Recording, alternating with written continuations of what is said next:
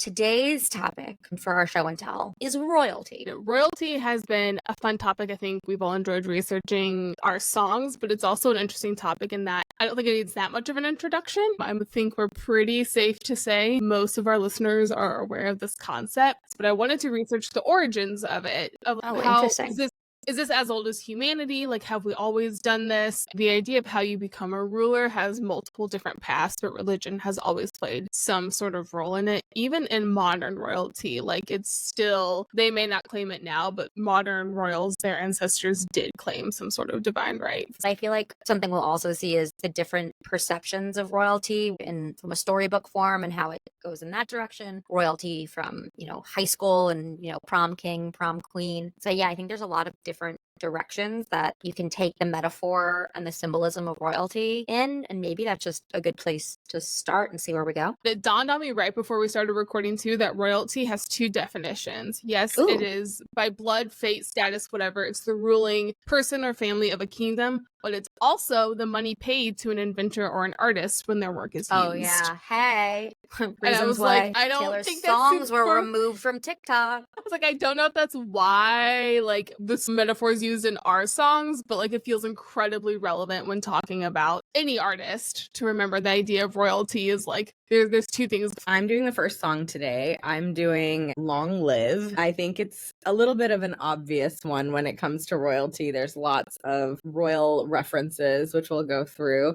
She straight up calls out a kingdom. All the kingdom lights shine just for me and you. There is a reference of the title itself, Long Live, is a phrase that was coined in some context with royalty, which I'll go over in a second.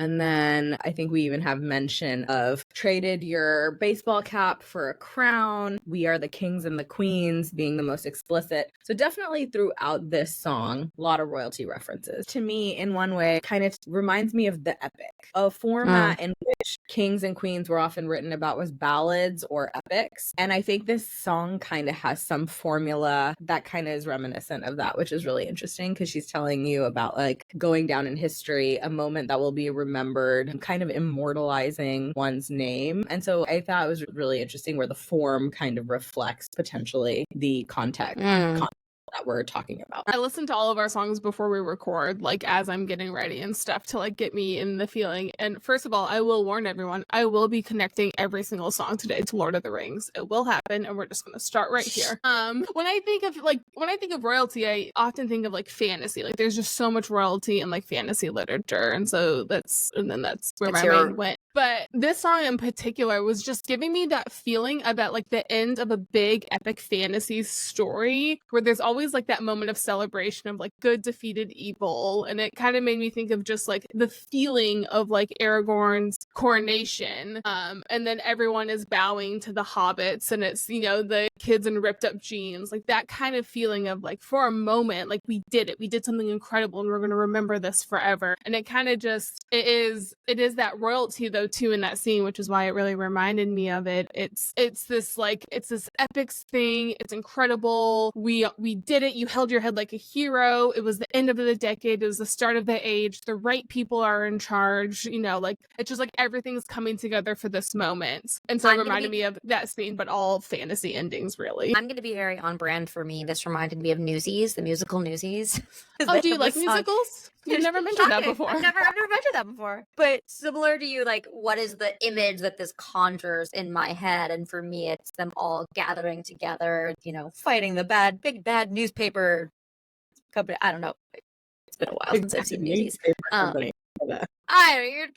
been a while. Don't take it from me. Just watch the musical. It's really fun. There's a song King of New York, which also royalty. Hello.